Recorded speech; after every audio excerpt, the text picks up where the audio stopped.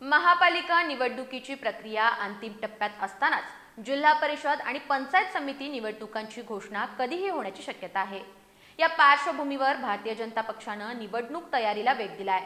जिल्हा परिषद आणि पंचायत समितीसाठी इच्छुक उमेदवारांच्या मुलाखती आजपासून सुरू झाल्या असून तब्बल 650 पेक्षा अधिक इच्छुकांनी उमेदवारी मागितली आहे।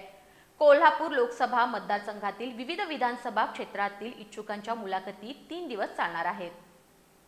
सर्वोच्च न्यायालयानं राज्यातील सर्व स्थानिक स्वराज्य संस्थांच्या निवडणुका 31 जानेवारी 2026 पर्यंत पूर्ण करण्याचे आदेश दिल्यानं राज्य निवडणूक आयोगासह राजकीय पक्षांचीही तयारी सुरू झाली आहे। राज्यातील 29 महापालिकांची निवडणूक प्रक्रिया 16 जानेवारी रोजी मतमोजणीनं पूर्ण होणार असून त्यानंतर जिल्हा परिषद आणि पंचायत समिती निवडणुकांची घोषणा होण्याची दाट शक्यता आहे।